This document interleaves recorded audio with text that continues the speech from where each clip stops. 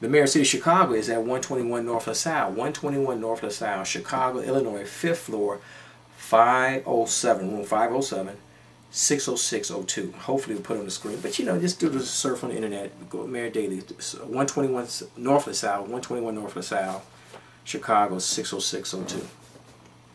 So please do that. And if you live in a city like Chicago, you know, Cleveland, Philly, you know, Houston, Dallas, Atlanta, Birmingham, Memphis, especially if you're African American, whether you are or not, doesn't matter. Because I'm trying to get away from the race and talk more class, because since Barack Obama is president, race still is an issue, but not as it was 20, even 10 years ago. It's more of a class issue. We working class people shouldn't fight amongst each other. We're still trying to do the same thing. We just want safe neighborhoods, excellent schools for our children. You know what I'm saying? You know, so we all want the same thing basically.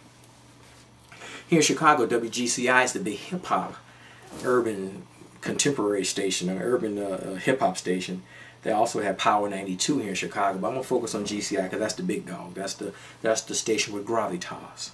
WGCI radio is at 233 North Michigan. Let me go over here so I can look at you and read it at the same time, like a teleprompter, sort of. 233 North Michigan Avenue, Suite 2800, 60601. Chicago, 60601. Look them up on the website and write the program director, write the radio personalities, the air public service announcement. You know, tell people to follow the curfew. Keep your children off the street at night. I mean, pick up the trash. Don't throw trash on the ground. Don't play the boom boom music. Have some class. Go into some of these more affluent neighborhoods, these affluent suburbs. Go to the Gold Coast and just walk around. You know, you don't see a lot of kids, and they have structure, they have families and whatnot. You know, and we should learn from the best practices of people who are doing a little bit better than us. There's always somebody doing better than us, and we should, you know, raise our game. It's like when my neighbors cut their grass. Guess what? It won't be maybe one day, but maybe not today. I got to cut my grass. All my neighbors cut their grass, and I'm the only one to block it. And grass ain't cut. I look like an idiot, and I really should cut my grass. So we have some. If there's paper on the ground, I should go out there and pick up the paper, right? This year my house needs a little paint, so I'm gonna go with that little touch up. I'm gonna do a complete job. Eventually, I'm gonna get it all aluminum siding to make it maintenance free. I gotta go do a little painting this year. You know what it cost me? I don't know, $50, $100 for some paint. Put a little paint, make that neighborhood look nice. You know what I'm saying? If you have children, don't let them run around in the block. Keep your children off the block. Give them some structured activities, okay? And that's why I tell young people, please, if you can do this, do not have any children. You're not ready to be a parent. I tell them I'm not the best parent, but I'm a better parent at 46 than I ever could have been at 26 or 16. Let me say that again. I'm a better parent at 46 years old than I could have been at 26 years old or at 16 years old. Hold off from having those children. Please, let's do that. Okay, I don't know how I got on this stuff. Let me finish up with this. Maybe I'll go to Oprah later on. The Science of Getting Rich. That book has just blown me away. Lady O'Shawn exposed this book to me. The book is 99 years old. It's been around almost 100 years, right? And it's written before the copyright laws were enacted. So the book is public domain. You go on the internet and look up The Science of Getting Rich. And it really blew me away. There's three things that really happened in the past 6 months or so. Excuse me. I got some water around here somewhere. Oh, here's some water. Let me get a drink of water. I'll be right back. Okay. I had my mouth is a little dry. And so The Science of Getting Rich.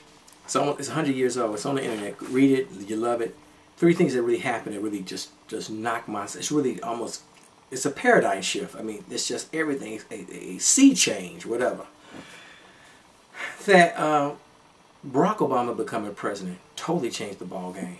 The way I used to speak, what I used to do is really stupid. Now, the old show, I mean, it's really stupid. I did a little bit today, but it's really stupid. I can't do the Black Power hour like I did, especially since Barack Obama president. Come on, this is a new day.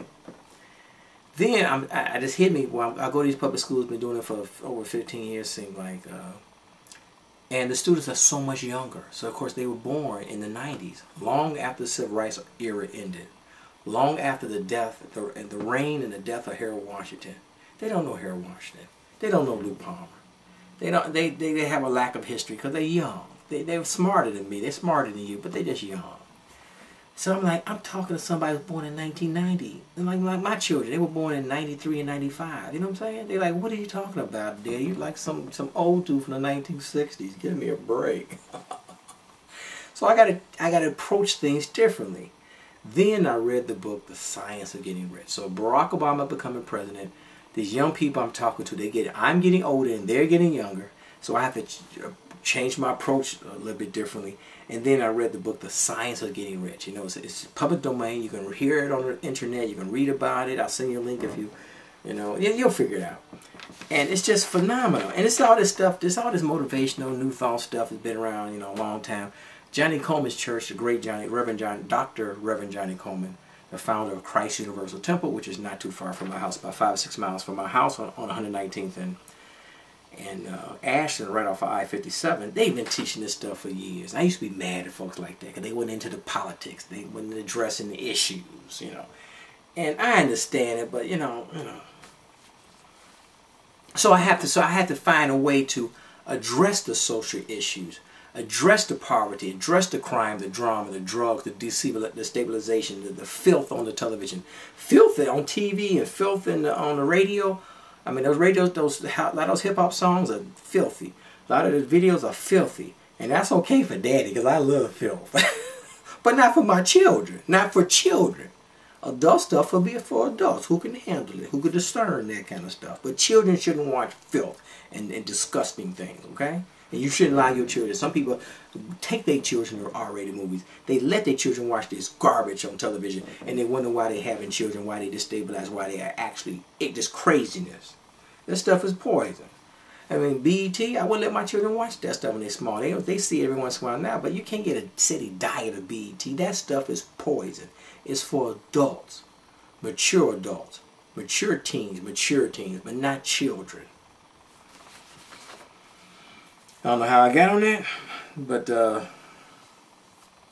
is the kind of stuff. This is The Science of Getting Rich, Chapter 9. Chapter 9, How to Use the Wheel. The book is excellent. I'm going to do a lot of shows on The Science of Getting Rich. My whole show may even turn into the discussion of The Science of Getting Rich book, The Science of Getting Rich book. It may morph into that. I don't know. We'll see what happens. Because like I said, if I become like a modern day Reverend Ike, Reverend Ike, look at Reverend Ike. He's still doing his thing. He's on the computer, and then I can really do something. But we'll see what happens. Do not talk about poverty. Do not investigate it or concern yourself with it. Never mind its cause, never mind what its causes are. Please forgive me. You have nothing to do with them. What concerns you is the cure. Do not spend your time in charitable work or charity movements. Charity only tends to perpetuate the wretchedness it aims to eradicate. Get rich. That is the best way to help the poor. Well, when I read that, I can just admit, you flip, when I read that, flip the cards over, the show is over, the game is over. Get rich. That's the best way to help the poor. Like the old saying goes, the best way to help poor black people or poor anybody is not to be one of them. And you can help people. And like you see, maybe I showed the video. You may have seen the video before. We took the family trip to Seattle, and it was over $1,000. And you go to my house is old and raggedy, my car's old and raggedy. Sometimes I'm old and raggedy, my clothes are old and raggedy, but I spent $1,000 to go to Pacific Northwest. So maybe I show something on some of the stuff on the green screen here. I spent over $1,000 to go to the Pacific Northwest. I ain't been there in 10 years, and it's so beautiful. Next time I go, I'm gonna make sure I go in the summertime because they only have like 50 days of pure sky. It's always cloudy or partly cloudy. But when the sun does peer through the clouds, it is absolute. The Pacific would be Seattle, Portland, and Vancouver. And now you have to have a passport to drive into Vancouver. In fact, they stopped me on the way back. I got detained by the U.S. Customs. Long story, I'll tell you off camera. I got detained by the U.S. Customs Service on my way from Vancouver back to the States. It's a long story.